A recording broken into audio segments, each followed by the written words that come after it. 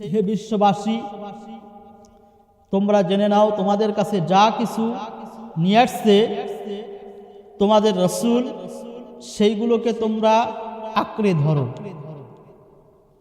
রাসূল আকরাম সাল্লাল্লাহু আলাইহি ওয়াসাল্লাম আমাদেরকে তার সুন্নতগুলোকে আঁকড়ে ধরার কথা বলেছেন।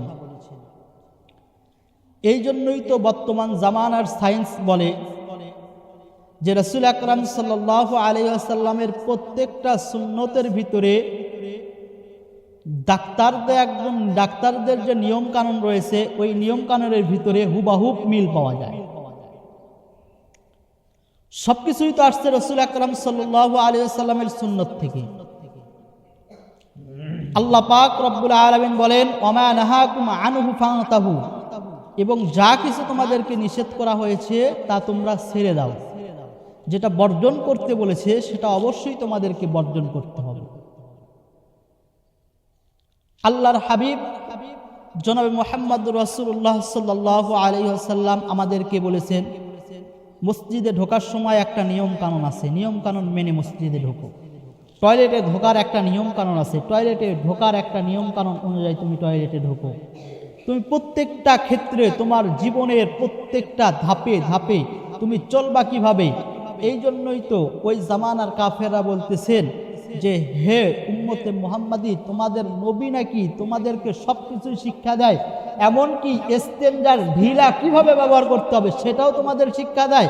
বলে হ্যাঁ, আমাদের নবী তো আমাদেরকে সব কিছু শিক্ষা দেয়, বরঞ্চ ইস্তেঞ্জা জারে যাওয়ার পরে ইস্তেঞ্জা খানায় কিভাবে ঢিলা কুলুপ ব্যবহার করতে হবে সেটাও প্র্যাকটিক্যালি আমাদের হাবিব আমাদেরকে শিক্ষা দেয়। শরীয়তের হুকুম আহকাম হচ্ছে তিন প্রকার। এক নম্বরে ফরজ, দুই নম্বরে ওয়াজিব, তিন নম্বরে সুন্নাত। এখন ফরজ এটা আপনাকে আমাকে আদায় করতেই হবে, না করলে গুনাহগার। ওয়াজিব এটাও আপনাকে আমাকে আদায় করতেই হবে। আর সুন্নত এটার অতটা গুরুত্ব নাই। সুন্নত দুই প্রকার রয়েছে, একটা সুন্নতে মুআক্কাদা, সুন্নতে গায়রে মুআক্কাদা। তারপরেও আল্লাহ পাক রব্বুল আলামিন বলেছেন ফরজ তুমি আদায় করবা, ওয়াজিব তুমি আদায় করবা, সুন্নতকে তোমাকে আঁকড়ে ধরতে হবে। এই যে আল্লাহ পাক বলে ওমা আতাকুমুর রাসূল ফাখুযু, সুন্নতকে তোমরা আঁকড়ে। যেমন ফরজের ভিতরে যদি কোনো ব্যক্তি ফরজ ছেড়ে দেয়, তাহলে কোনো ব্যক্তি যদি সুন্নতকে ছেড়ে দেয় ওয়াজিবের ভিতরে গাফলতি এসে যায়। আর ওয়াজিবের ভিতরে গাফলতি আসার পরে যদি সেই ব্যক্তি যদি আবার ফরজকে তরক করে ফেলে, তাহলে সেই ব্যক্তিটা ফরজ তরক করে ডাইরেক্টলি সে হারাম কাজে লিপ্ত হয়ে যায়। আর এইভাবে হারাম কাজে লিপ্ত হতে হতে ওই ব্যক্তি এক পর্যায়ে আল্লাহর জাহান্নামের কথা চলে যায়। এই জন্যই তো আল্লাহ পাক রব্বুল আলামিন বলছেন তোমাদের রাসূল জানিয়ে আসছে, কোনো কিছুকে ছোট মনে করতে নাই, সব কিছুকে তোমরা আঁকড়ে ধরো। এক ব্যক্তি রাসূল আকরাম যেমন মসজিদে, একটা উদাহরণ দিয়ে আপনাদেরকে বোঝায়, মসজিদে আসা যেমন আমাদের সুন্নত। কেউ যদি বলে মসজিদে আসবো না, বাসায় থেকে নামাজ আদায় করব, সে ইচ্ছা করলে বাসায় থেকে নামাজ আদায় করতে পারবে। তবে বাসায় নামাজ আদায় করা একটা সুন্নতকে যে অবহেলা করল, এই সুন্নতকে অবহেলার করার কারণে কিন্তু ওই ব্যক্তি বাসায় নামাজ আদায় করলো, জোহরের নামাজ মসজিদে ঠিক টাইমলি হয় কিন্তু বাসায় কিন্তু টাইমলি হয় না। আসরের নামাজ মসজিদে টাইমলি হয়, বাসায় কিন্তু টাইমলি হয় না। এই ব্যক্তিটা দেখলো 2 মিনিট পরে নামাজ আদায় করলো, আজকে 2 মিনিট পরে, কালকে 4 মিনিট পরে, পরশু দিন 6 মিনিট পরে, তারপর 8 মিনিট পরে, তারপর 10 মিনিট পরে, আস্তে আস্তে আস্তে এই ব্যক্তিকে শয়তান হালাক করে ফেলবে। দেখা যাবে এই ব্যক্তির নামাজই হবে না। 1 ওয়াক্ত 2 ওয়াক্ত নামাজ যদি কাজা চলে যায়, 1-2 ওয়াক্ত নামাজ পড়া সম্ভব, কিন্তু আস্তে আস্তে যে সময় কাজার হারটা বড় হয়ে যাবে, বলেন তো ওই ব্যক্তির কি নামাজ পড়া সম্ভব হবে? এই যে সুন্নতকে অবজ্ঞা করার কারণে, সুন্নতকে অবহেলা করার কারণে এই ব্যক্তিটা সুন্নতকে অবজ্ঞা করলো, সুন্নতকে অবহেলা করলো, সুন্নতকে অবহেলা করার কারণে তার ওয়াজিবের ভিতরে গাফলতি এসে গেল। আর ওয়াজিবের ভিতরে গাফলতি আসার পরে তার ফরজ তরক হয়ে গেল। এই ব্যক্তিটা আস্তে আস্তে জাহান্নামে চলে গেল। মুসলমান ভাইগণ আমার, এই জন্যই তো আল্লাহ পাক রব্বুল আলামিন বলেছেন সুন্নতকে অবহেলা করা যাবে না, সুন্নতকে অবজ্ঞা করা যাবে না। সুন্নতকে আঁকড়ে ধরতে হবে, সুন্নতের প্রতি মুহাব্বত করতে হবে। এ দুনিয়ার মুসলমান, আল্লাহর জামানায় ও দুনিয়ার মুসলমান, রাসূল আকরাম সাল্লাল্লাহু আলাইহি ওয়াসাল্লামের জামানায় আল্লাহর হাবিব জনাবে মুহাম্মদুর রাসূলুল্লাহ সাল্লাল্লাহু আলাইহি ওয়াসাল্লামকে একজন সাহাবী দাওয়াত করলেন, ইয়া রাসূলুল্লাহ, ইয়া হাবিবাল্লাহ, আপনি কিছু সাহাবীকে নিয়ে এসে আমার বাসায় আপনি দাওয়াতে অংশগ্রহণ করবেন। মুসলমান ভাইগণ আমার, আল্লাহর হাবিব জনাবে মুহাম্মদুর রাসূলুল্লাহ সাল্লাল্লাহু আলাইহি ওয়াসাল্লাম সাহাবীদেরকে একত্রিত করে নিয়ে ওই সাহাবীর দাওয়াতে অংশগ্রহণ করার জন্য রওনা হয়ে গেলেন। আল্লাহর হাবিব যেই সময় সাহাবীর বাড়িতে উপস্থিত হইলেন, সকল সাহাবীদেরকে নিয়ে আল্লাহর হাবিব সাল্লাল্লাহু আলাইহি ওয়াসাল্লাম দাওয়াতে অংশগ্রহণ করলেন। সবাই বসে পড়লেন, সবাই দাওয়াত খাইতেছে। এমন সময় আমার আপনার নবী লক্ষ্য করে দেখেন, আমার আপনার নবীর ঠিক সামনে মোরা একজন সাহাবী খানা খাইতেছে। এ দুনিয়ার মুসলমান, সবাই খানা খায়, আল্লাহর হাবিবের সামনে মোরাও একজন সাহাবী খানা খায়। খানা খাইতে খাইতে খানার মাঝামাঝি জায়গায় ওই সাহাবীকে আল্লাহর নবী দেখতে পাই যে বাম হাতে পানিটা ধরে, গ্লাসটা ধইরা বাম হাতে পানি পান করা শুরু করে দিয়েছে। মুসলমান ভাইগণ আমার, আল্লাহর হাবিব সঙ্গে সঙ্গে সাহাবীকে ডাক দিয়ে বলেন, এ সাহাবী, তুমি কেন বাম হাতে পানি পান করো? সাহাবীটা আল্লাহর নবীর কথাটা শোনার সঙ্গে সঙ্গে সাহাবীর আত্মমর্যাদায় লেগে গেল। সাহাবী এবার চিন্তায় পড়ে গেল, হায়রে, উপস্থিত সকল সাহাবীদের মধ্যে আমাকে আল্লাহর হাবিব বলেছে আমি নাকি বাম হাত দিয়ে পানি পান করি। এই তো তামাম সাহাবীর ভিতরে আমি তো অপমানিত হচ্ছে, লাঞ্ছিত হচ্ছে। সাহাবীর ভিতরে তাকাব্বুরি ঢুকে যায়। এ দুনিয়ার মুসলমান, বলেন তো তাকাব্বুরির কারণে শয়তান আল্লাহর দলের ভুক্ত আছে না নাই? মুসলমান ভাইগণ আমার, আল্লাহ পাক রব্বুল আলামিন যেই সময় আদম আলাইহিস সালাতু ওয়াস সালামকে বানাইলেন, আদম আলাইহিস সালাতু ওয়াস সালামকে আল্লাহ পাক রব্বুল আলামিন বানাইলেন। বানানোর পরে আল্লাহ রব্বুল আলামিন আদম আলাইহিস সালাতু ওয়াস সালামের ভিতরে রূহ সঞ্চার করে দিলেন। ও দুনিয়ার মুসলমান, যেই সময় আদম আলাইহিস সালাতু ওয়াস সালামের ভিতরে রূহ দিয়া দিলেন, এমন সময় আল্লাহ পাক রব্বুল আলামিন আদম আলাইহিস সালাতু ওয়াস সালামকে শিক্ষা দান করলেন। আদম আলাইহিস সালাতু ওয়াস সালামের ভিতরে আল্লাহ রব্বুল আলামিন ইলম দিয়া দিলেন। মুসলমান ভাইগণ আমার, আল্লাহ রব্বুল আলামিন বলেন, ইয়ারফাইল্লাহুল্লাযীনা আমানু মিনকুম ওয়াল্লাযীনা উতুল ইলমা দারাজাত। এ দুনিয়ার মুসলমান, আল্লাহ রব্বুল আলামিন কালামুল্লাহ শরীফের ভিতরে ঘোষণা করে দেয়, মানুষদেরকে আল্লাহ রব্বুল আলামিন দুই কারণে তাদের সম্মানকে বৃদ্ধি করিয়া দেয়। আল্লাহ রব্বুল আলামিন বলে, আমি পৃথিবীর মানুষদেরকে দুইটা কারণে তাদের সম্মানকে আমি বৃদ্ধি করে দিই। এক নম্বরে আল্লাহ রব্বুল আলামিন বলে, ইয়ারফাইল্লাহুল্লাযীনা আমানু মিনকুম, যেই ব্যক্তি আমি আল্লাহ রব্বুল আলামিনের উপরে ঈমান আনবে, আমি আল্লাহ রব্বুল আলামিন তার সম্মানকে বৃদ্ধি করে দিব। জোরে বলেন সুবহানাল্লাহ। মুসলমান ভাইগণ আমার, আল্লাহ পাক রব্বুল আলামিন বলে, এক নম্বরে ঈমান আনতে হবে। যদি কোনো মানুষ ঈমান আনে আল্লাহর উপরে, আল্লাহ তাআলা তার মান মর্যাদাকে বাড়িয়ে দিবে। বলেন তো কথাটা কার? জোরে বলেন কথাটা কার? আল্লাহ রাব্বুল আলামিন ওয়াদা করেছেন। দুই নম্বরে ওয়া উতুল ইলমা দারাজাত। আল্লাহ রাব্বুল আলামিন বলেন, দুই নম্বরে হচ্ছে যেই ব্যক্তি ইলম অর্জন করবে। এ দুনিয়ার মুসলমান, দুনিয়ার কোন মানুষ যদি ইলম অর্জন করে, বলেন তো এই ইলমের কারণে তার মান মর্যাদাকে কে বাড়ায়া দেয়? আল্লাহ পাক রব্বুল আলামিন বলেছেন দুইটা কারণে মানুষদের সম্মানকে বৃদ্ধি করে দেওয়া হয়। এক নম্বরে ঈমান আনার কারণে, দুই নম্বরে ইলম অর্জন করার কারণে। আল্লাহ রাব্বুল আলামিন আদম আলাইহিস সালাতু ওয়াস সালামের ভিতরে ইলম দিয়া দিলেন। ইলম দেওয়ার পরে সমস্ত ফেরেশতাদেরকে ডাক দিয়ে বললেন, ও ফেরেশতারা তোমরা বলো তো এইগুলোর নামটা কি? সমস্ত ফেরেশতা আল্লাহ রাব্বুল আলামিনকে ডাক দিয়ে বলেন, ও মালিক তুমি তো আমাদেরকে এইগুলো শিখাও নাই, আমরা কেমনে বলতে পারবো? আল্লাহ রাব্বুল আলামিন আদম আলাইহিস সালাতু ওয়াস সালামকে ডাক দিয়ে বললেন, আদম তুমি বলো এইগুলার নাম কি? আদম আলাইহিস সালাতু ওয়াস সালাম যেই সময় সমস্ত জিনিসের নামগুলো বললেন, এমন সময় আল্লাহ রাব্বুল আলামিন ফেরেশতাদেরকে ডাক দিয়ে বলে, ও ফেরেশতারা তোমরা আমার আদম রে সিজদা করো। মুসলমান ভাইরা আমার, আল্লাহর ওয়াদার সাথে সাথে সমস্ত সাহাবায়ে সমস্ত আল্লাহর ওয়াদার সাথে সাথে সমস্ত ফেরেশতারা সিজদায় লুটে পড়লেন। এমন সময় ইবলিস সিজদা করে না। আল্লাহ রাব্বুল আলামিন ইবলিসকে বলে, ইবলিস তুমি কেন সিজদা করো না? সমস্ত ফেরেশতারা সিজদায় লুটে পড়েছে।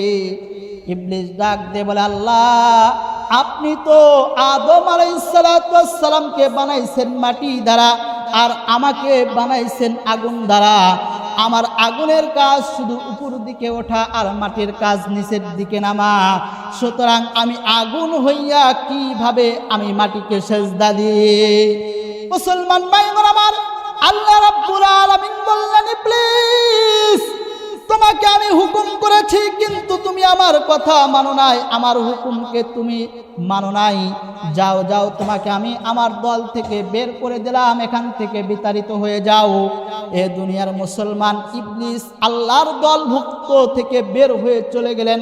এমন সময় ইবলিস আল্লাহ রাব্বুল আলামিনকে ডাক দিয়ে বলেন, ক্বালা ফাবিমা আগাওয়াইতানি লা আকুদান্না লাহুম সিরাতাকাল মুস্তাকিম।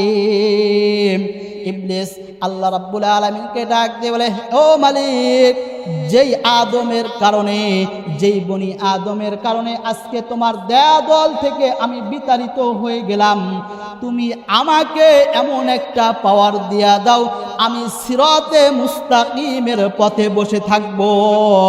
সুম্মা লাআতিয়ান্নাহুম মিন বাইনি আইদিহিম ওয়া মিন খালফিহিম ওয়া আন আইমানিহিম ওয়া আন শামাইলিহিম ওয়া লা তাজিদু আকসারাহুম শাকিরিন। ও দুনিয়ার মুসলমান, ইবলিস আল্লাহকে ডাক দিয়ে বলেন, এক নম্বরে আমি সিরাতে মুস্তাকিমের পথে বসে থাকব, আমি আপনার বনি আদমদেরকে গোমরাহিত্ব দান করে দিব, গোমরাহে বানাবো। সুম্মা লাআতিয়ান্নাহুম মিন বাইনি আইদিহিম, অতঃপর আমি তাদের ডান দিক থেকে তাদেরকে কুমন্ত্রণা দেব, আমি তাদের বাম দিক থেকে কুমন্ত্রণা দেব, আমি তাদের সামনের দিক থেকে কুমন্ত্রণা দিব, আমি তাদেরকে পিছন দিক থেকে কুমন্ত্রণা দেব। ও মালিক এই চারটা দিক আমি আপনার থেকে চেয়ে নিলাম, এই চারটা দিক আপনি যদি আমাকে দান করে দেন, ওয়ালা তাজিদা লাহুম নাসীরা, আমি ইবলিস আপনাকে বলে দিলাম একটা বান্দাকেও পাবেন না যে একটা বান্দা আপনার শুকরিয়া আদায় করবে। মুসলমান ভাইগণ আমার, আল্লাহ রাব্বুল আলামিন ইবলিসকে ডাক দিয়ে বলে, ইবলিস যা যা তুই তার চারটা দিক আমার থেকে চেয়ে নিলে, আমি আল্লাহ রাব্বুল আলামিন তোকে চারটা দিকই দিয়া দিলাম। তুই আমার থেকে ডান দিক চাইলি, আমি আল্লাহ ডান দিক দিয়া দিলাম। তুই আমার থেকে পিছন দিক চাইলি, আমি আল্লাহ পিছন দিক দিয়া দিলাম। তুই আমার থেকে বাম দিক চাই, তুই আমার থেকে সামনের দিক চাইলি, আমি সামনের দিক দিয়া দিলাম। চারটা দিক আমি আল্লাহ রাব্বুল আলামিন তোকে দিয়া দিলাম। তুই চার দিক থেকে আমার বনি আদমদেরকে ধোঁকা দিয়ে জান্নাত জাহান্নামের দিকে নিয়ে যেতে নেই। কিন্তু আমি আল্লাহ রব্বুল আলামিন কথা দিলাম, আমার কোনো বান্দা যদি সারা জীবন গুনাহ করে মাত্র অল্প সময় পেয়ে আমি আল্লাহর দরবারে নিচে সেজদায় পড়িয়া রোনাজারি করে, আমি আল্লাহ রব্বুল আলামিন তার সারা জীবনের গুনাহ মাফ করে দিয়ে আমার বান্দাকে আমি আল্লাহ জান্নাত দিয়া দিব। মুসলমান ভাইগণ আমার, আল্লাহ রাব্বুল আলামিন বলেন, এই ইবলিস চারটা দিক তুই আমার থেকে চাইলে আমি আল্লাহ রাব্বুল আলামিন তোকে চারটা দিকই দিয়া দিলাম। তবে মনে রাখিস আমি আল্লাহ রাব্বুল আলামিনের কোন বান্দা যদি সারা জীবন গুনাহ করে আর গুনাহ করার পরে যদি ওই বান্দাটা যদি মাত্র অল্প সময় পেয়ে আমি আল্লাহর উপর দিকে হাত তুলে মোনাজাত করে রোনাজারি করে, আমি আল্লাহ কথা দিলাম এই অল্প সময়ের বিনিময়ে আমি আল্লাহ রাব্বুল আলামিন তার সারা জীবনের গুনাহ মাফ করে দিয়ে আমি ওই বান্দাকে জান্নাত দিয়া দিব। মুসলমান ভাইগণ আমার, এই ইবলিস আল্লাহ রাব্বুল আলামিন এই ইবলিস তাকাব্বুরি করেছিল, অহংকার করেছিল। এই দুনিয়ার মুসলমান বলেন তো, ইবলিস তাকাব্বুরি অহংকার করার কারণে আল্লাহর দলভুক্ত আছে না নাই? আছে, আল্লাহর দলভুক্ত আছে। এই ইবলিস কিন্তু আল্লাহর দলভুক্ত নাই। এই জন্য তো মুসলমান ভাইগণ বলতেছিলাম যে আল্লাহর নবী বলেছেন, সাহাবী তুমি কেন বাম হাতে পানি পান করো? সাহাবী কি বলেছিল? সাহাবীর তাকাব্বুরে এসে গেল, সাহাবীর অহংকার এসে গেল। সাহাবীটা এবার আল্লাহর হাবিবরে ডাক দিয়ে বলেন, ইয়া রাসূলুল্লাহ, ইয়া হাবিবাল্লাহ, আমার তো হাতের সমস্যার কারণে আমি ডান হাতে পানি পান করতে পারি না, আমি এই জন্য তো বাম হাতে পানি পান করি। এ দুনিয়ার মুসলমান রাবি বলেন, ওই সাহাবীটা মিথ্যা বলার কারণে আল্লাহর নবী ওই সাহাবীর জন্য বদদুয়া করে দেয়। রাবি বলেন, মৃত্যু পর্যন্ত ওই সাহাবী তার ডান হাতে অন্য কোনো কাজ করতে পারে নাই। মুসলমান ভাইগণ আমার, এই জন্যই তো সুন্নতকে অবহেলা করা যাবে না, সুন্নতকে অবজ্ঞা করা যাবে না, সুন্নতকে ভালোবাসতে হবে, সুন্নতের প্রতি যত্নশীল হতে হবে। আল্লাহ পাক রব্বুল আলামিন বলে, কুল ইন কুনতুম তুহিব্বুনাল্লাহ ফাত্তাবিউনি ইউহিব্বুকুমুল্লাহ ওয়া ইয়াগফির লাকুম যুনুবাকুম ওয়াল্লাহু গফুরুর রহিম। আল্লাহ পাক রব্বুল আলামিন বলেন, হে নবী আপনি বলে যান, কেউ যদি আমি আল্লাহকে ভালোবাসতে চাই, আমি আল্লাহকে মুহাব্বত করতে চাই, আমি আল্লাহর সাথে সম্পর্ক রাখতে চাই, ফাত্তাবিউনি, সে যেন আপনি নবীর ইত্তেবা করে, সে যেন আপনি নবীর অনুসরণ করে, সে যেন আপনি নবীর সুন্নতকে আঁকড়ে ধরে, সে যেন আপনাকে মুহাব্বত করে।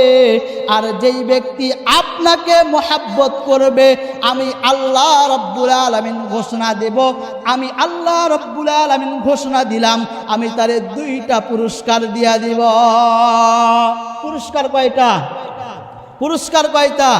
কেউ যদি আল্লাহকে মুহাব্বত করতে চায়, মুহাব্বত করতে হবে কাকে? রাসূলকে। আর রাসূলের মুহাব্বত যদি কোনো ব্যক্তি করে, আল্লাহ পাক রব্বুল আলামিন তাকে 2টা পুরস্কার দিবে। কয়টা পুরস্কার? মুসলমান ভাইগণ আমার, আল্লাহর হাবিবরে সাহাবায়ে কেরাম কেমন মুহাব্বত করতেন, কেমন ভালোবাসতেন, এই দুনিয়ার মুসলমান ইমাম গাজ্জালী রহমাতুল্লাহি আলাইহি তিনি শুধু চিন্তা করেন, আল্লাহর হাবিব যদি আমাদের জামানায় আসতো তাহলে সাহাবায়ে কেরামদের থেকে সবচেয়ে বেশি আল্লাহর হাবিবরে ভালোবাসতাম। এই চিন্তা তার অন্তরের ভিতরে কল্পনা আর জল্পনা নিয়ে তিনি চলতেছে। একদিন রাতের ওয়াকিয়া, ইমাম গাজ্জালী রহমাতুল্লাহি আলাইহি ঘুমায় গেছে। রাত্রকালে দেখেন আল্লাহর নবী ইমাম গাজ্জালীর সামনে এসে উপস্থিত। শুধু আল্লাহর হাবিব আসে নাই, ইমাম গাজ্জালী রহমাতুল্লাহি আলাইহি দেখেন পাশে আবু বকর, পাশে ওমর, আর বেলাল রাদিয়াল্লাহু তাআলা আনহুকে সাথে নিয়ে এসেছেন। ও দুনিয়ার মুসলমান, আল্লাহর নবী স্বপ্নে যুগে ইমাম গাজ্জালিকে বলে, গাজ্জালি চলো চলো সামনের দিকে যাই। ইমাম গাজ্জালিকে নিয়ে যেই সময় আল্লাহর নবী সামনের দিকে যাইতেছে, যাইতে যাইতে দেখা যায় একটু কাদার রাস্তা। এমন সময় ইমাম গাজ্জালি বলেন, ইয়া রাসূলুল্লাহ, ইয়া হাবিবাল্লাহ, আপনি দাঁড়ান, আমি দেখি কোথাও কোনো তক্তা পাই নাকি। এই তক্তা এনে আমি পেরে দিই, তারপরে আপনি সামনের দিকে অগ্রসর হন। মুসলমান ভাইগণ আমার, ইমাম গাজ্জালি রাহমাতুল্লাহি আলাইহি তক্তা খোঁজার জন্য একটু দূরে গেলেন। এমন সময় ইমাম গাজ্জালি যেই সময় তক্তা নিয়ে আসে, এমন সময় ইমাম গাজ্জালি দেখে আমি তো তক্তা আনার জন্য গাজ্জালি দূরে চলে যাই, আর এখানে বেলাল রাদিয়াল্লাহু তাআলা আনহু নিজেই তক্তা হইয়া আল্লাহর হাবিবের রাস্তা পারাপার করে। মুসলমান ভাইগণ আমার, স্বপ্ন ভেঙে গেল। ইমাম গাজ্জালি রাহমাতুল্লাহি আলাইহি চিন্তা করলেন, আমি চিন্তা করেছিলাম আল্লাহর হাবিব যদি আমাদের জামানায় আসতো তাহলে হাবিবরে বেশি ভালোবাসতাম, কিন্তু না না না, এটা কোনোদিনও সম্ভব নয়। আমাদের থেকেও আল্লাহর হাবিবরে বেশি ভালোবাসে একমাত্র সাহাবায়ে কেরাম। মুসলমান ভাইগণ আমার, আবু তালহা সাহাবী, ছোট্ট বাচ্চা, মাত্র বয়স 12 বছর। আবু তালহার পিতা বরা আবু তালহাকে নিয়ে আল্লাহর রসুলের দরবারে নিয়ে যায়। আল্লাহর রসুলের দরবারে নিয়ে যাওয়ার পরে আল্লাহর রসুল বয়ান করে এইরকম ভাবে। আল্লাহর রসুল বয়ান করে, সমস্ত সাহাবায়ে কেরাম আল্লাহর রসুলের বয়ান শুনে। ও দুনিয়ার মুসলমান, আবু তালহা তার বাবার হাত ধরে মজলিসের ভিতরে বসে গিয়েছে। আল্লাহ রসুলের পাক জবান দেখতেছে, আর আল্লাহর রসুলের জবান থেকে যেই বয়ানগুলো বের হচ্ছে তা জেহনের ভিতরে রেকর্ড করে নিতেছে। এক সময় আল্লাহর রসুল বয়ানকে সমাপ্ত করে দিলেন। আবু তালহা নিজের বাবার হাতটা ছেড়ে আল্লাহর রসুলের দরবারে এসে বলেন, ইয়া রাসূলুল্লাহ, ইয়া হাবিবাল্লাহ, আমি আবু তালহা আপনাকে আমি আমার জীবনের চাইতে বেশি ভালোবাসি। ইয়া রাসূলুল্লাহ, আমি আবু তালহা আপনাকে আমার জীবনের চাইতে বেশি ভালোবাসি। ইয়া রাসূলুল্লাহ, আমি আবু তালহা জীবনের চাইতে সবচাইতে আপনাকে বেশি ভালোবাসি। আল্লাহর হাবিব আবু তালহাকে পরীক্ষা করার জন্য আবু তালহাকে ডাক দিয়ে বলে, আবু তালহা, তোমার কোমরে ওইটা কি? আবু তালহা বলে, ইয়া রাসূলুল্লাহ, এই যে আমার কোমরে তলোয়ার দেখা যায়। আল্লাহর হাবিব বলেন, ওই বরা তোমার পিতা নাকি? বলে, হ্যাঁ, বরা আমার পিতা। আমি রাসূল অর্ডার দিলাম, আমাকে যদি তোমার জীবনের থেকে সবচাইতে ভালোবাসো, এই তলোয়ারি দিয়ে তোমার পিতার কাল্লাটা আমার নিকটে আনতে হবে। মুসলমান ভাইগণ আমার, মাত্র 12 বছরের শিশু আবু তালহা তলোয়ারি বের করে বাবার দিকে রওনা করে, আর বলে, ও বাবা, তুমি আমাকে জন্ম দিতে পারো, কিন্তু তোমাকে আমি যতটুকু ভালোবাসি অত আর চাইতে দ্বিগুণ আমি আমার নবীকে ভালোবাসি। সুতরাং তোমার আমার সম্পর্ক বাবা ছেলের সম্পর্ক, আর রাসূলের সাথে আমার রুহানির সম্পর্ক। আমি আমার জীবনের চাইতে রাসূলকে ভালোবাসি। আমার রাসূল আমাকে অর্ডার দিয়েছে তোমার কাল্লাটা আনার জন্য। আবু তালহা, আমি 1 সেকেন্ডের জন্য ক্ষান্ত করি নাই, আমি তোমার কাল্লা নিব এবং আল্লাহর রাসূলের দরবারে পেশ করব।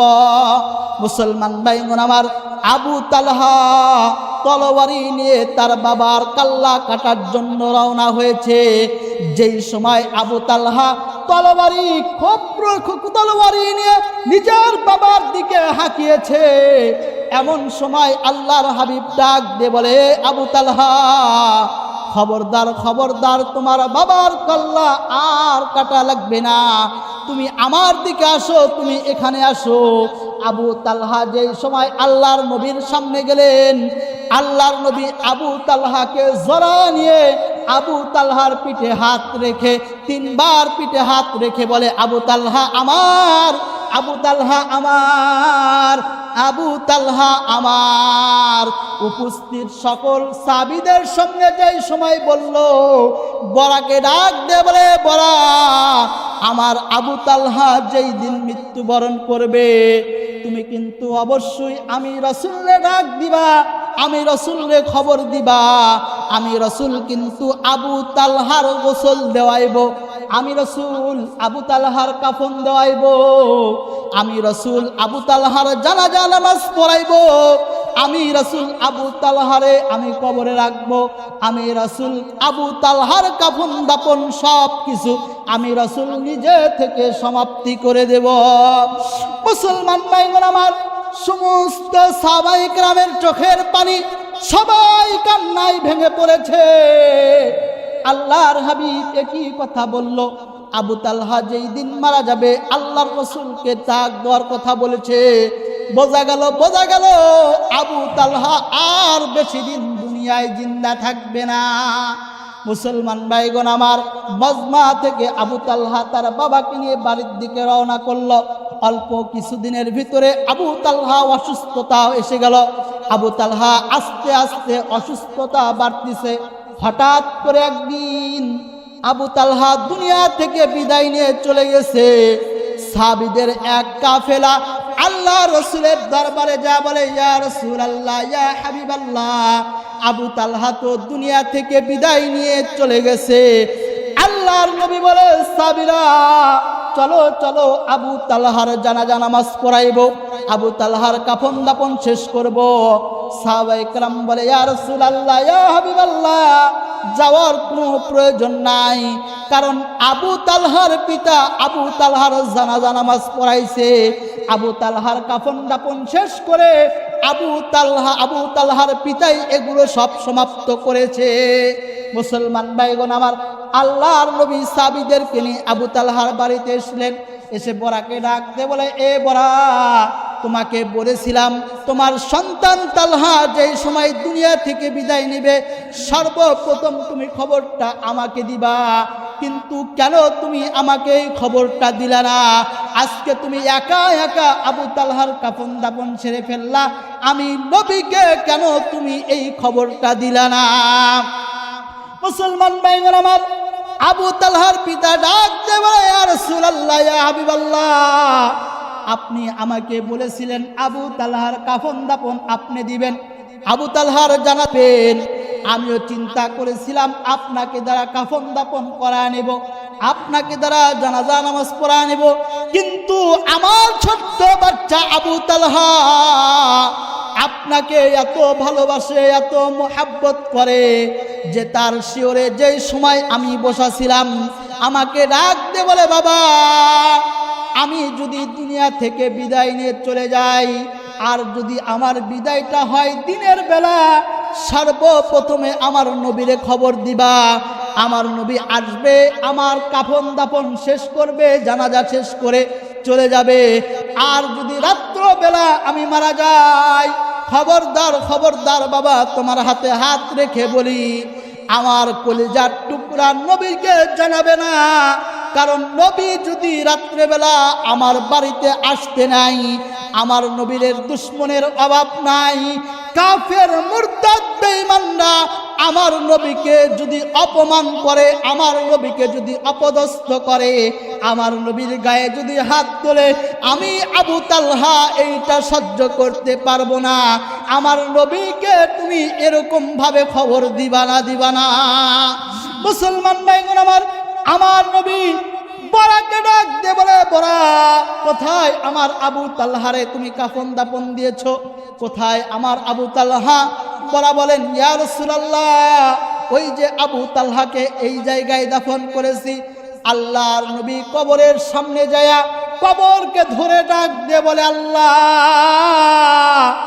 আবু তালহা আমার, আবু তালহা কিন্তু আমার, এই আবু তালহা কিন্তু আমার।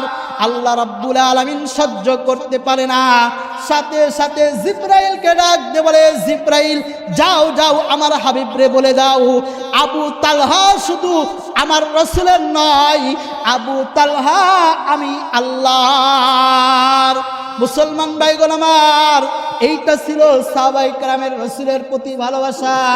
আল্লাহর হাবিব বলেন, লা ইউমিনু আহাদুকুম হাত্তা আকুনা আহাব্বা ইলাইহি মিন ওয়ালিদিহি ওয়া ওয়ালাদিহি ওয়ান নাসি আজমাইন। এ দুনিয়ার মুসলমান, যতক্ষণ পর্যন্ত তুমি তোমার স্ত্রী, তুমি তোমার সন্তান, তুমি তোমার মা বাবা, তুমি তোমার অর্থ সম্পদ, তামাম পৃথিবীর যা কিছু আছে সবচাইতে আল্লাহর নবীকে বেশি না ভালোবাসতে পারবে, ততক্ষণ পর্যন্ত তুমি কোনোদিনও মুমিন হতে পারবে না। মুসলমান ভাই, চিন্তা করে দেখেন আমরা কতটুকু ঈমানদার হতে পেরেছি। আমরা আমাদের নবীকে বেশি ভালোবাসি না আমার সন্তানকে বেশি ভালোবাসি? আমরা আমার নবীকে বেশি ভালোবাসি না আমার সম্পত্তিকে বেশি ভালোবাসি? আমরা আমার নবীকে বেশি ভালোবাসি না আমাদের বিবিকে বেশি ভালোবাসি? আমরা আমাদেরকে বেশি ভালোবাসি না দুনিয়াকে বেশি ভালোবাসি? এই প্রশ্নটা যদি নিজেকে নিজে করা যায় তাহলে বোঝা যায় আমরা প্রকৃত ঈমানদার কিনা। এ মুসলমান ভাইগণ আমার, আল্লাহর রাসূল বলেন, লা ইউমিনু আহাদুকুম, স্ত্রী সন্তান ঘর বাড়ি যা কিছু আছে তামাম পৃথিবীর বুকে সব কিছুকে ছেড়ে একমাত্র ভালোবাসতে হবে কাকে? একমাত্র ভালোবাসতে হবে নবীকে। তানেগা তুমি মুসলমান হতে পারবো, তানেগা তুমি হতে পারবা ঈমানদার। বলেন তো দুনিয়ার মুসলমান, আল্লাহ আগে না আল্লাহর রাসূল আগে? আল্লাহ পাক রব্বুল আলামিন তারপরে রসুল। রসুলের মুহাব্বত যদি সব কিছুর চাইতে বেশি হয় তাহলে এই বাংলার জমিনে 90% মুসলমান থাকা সত্ত্বেও তাহলে সাধারণ একজন লেংটি আবুল হোসেন কিভাবে আমার আল্লাহর কথাকে ব্যঙ্গ করে? এ মুসলমান, যারা আবুল হোসেনের পক্ষে লড়ে তাদের ভিতরে ঈমান নাই। যারা আবুল হোসেনের কথাকে সায় দেয় তাদের ভিতরে ঈমান নাই। আর আমরা যদি একে যদি ঘৃণা না করি, আমরা যদি প্রতিবাদ না করি, আর আমরা যদি এই আবুল হোসেনকে কথাটা যদি কান পর্যন্ত রাখি, বোঝা গেল আমাদের ঈমানের দুর্বলতা আছে। কথা বলেন ঠিক কিনা? এই জন্যই তো মুসলমান ভাইগণ আমার, 90% মুসলমানের দেশে এরকম আল্লাহকে নিয়ে যেই ব্যক্তি কটাক্ষ করবে, আল্লাহর হাবিবকে নিয়ে যেই ব্যক্তি কটাক্ষ করবে, সেই ব্যক্তির বাংলার জমিনে ঠাঁই হবে না। কথা বলেন ঠিক কিনা? এ মুসলমান ভাইগণ আমার, সচেতন হতে হবে আমাদেরকে, আমাদের সচেতন হতে হবে। বলেছিলাম দুইটা কারণে যদি কোনো ব্যক্তি যদি আল্লাহকে ভালোবাসে, তাহলে আল্লাহকে ভালোবাসতে চায়, আল্লাহ বলেন ফাত্তাবিউনি, রাসূলের ইত্তেবা করতে হবে। আর রাসূলের ইত্তেবা যদি করতে পারি, আল্লাহ পাক রব্বুল আলামিন দুইটা পুরস্কার দিবেন। এক নম্বরে আল্লাহ বলেন ইউহিব্বুকুমুল্লাহ, এক নম্বরে আল্লাহর হাবিব বলেন আমি তাকে ভালোবাসবো, আমি আল্লাহ তাকে ভালোবাসবো, আমি আল্লাহ তাকে মুহাব্বত করব, আমি আল্লাহ তাকে আমার বানায় নেব। দুনিয়ার মুসলমান বলেন তো, আল্লাহ যদি আপনার হয়, তামাম পৃথিবীর আর সবাই যদি আপনার বিরুদ্ধে লড়ে, আপনার আর কিছুর প্রয়োজন আছে না নাই? আল্লাহ যদি আমার হয় আর কি লাগে? সব তো আল্লাহ। দুই নাম্বার আল্লাহ পাক রব্বুল আলামিন বলে ওয়ায়াগফির লাকুম যুনুবাকুম, দুই নম্বরে আল্লাহ বলেন আমি তার জীবনের সব গুনাহ মাফ করে দেব। তার জীবনে কোনো গুনাহ থাকবে না, সব গুনাহ মাফ করে দিবেন। কে মাফ করবেন? এই জন্যই মুসলমান ভাইগণ আমার, যতটুকু আলোচনা করলাম, আল্লাহ পাক রব্বুল আলামিন আমাদের এই আলোচনা থেকে শিক্ষা গ্রহণ করে জীবনের পথে বানানো তৌফিক দান করুক। ওয়া আখিরু দাওয়ানা আলহামদুলিল্লাহি রাব্বিল আলামিন।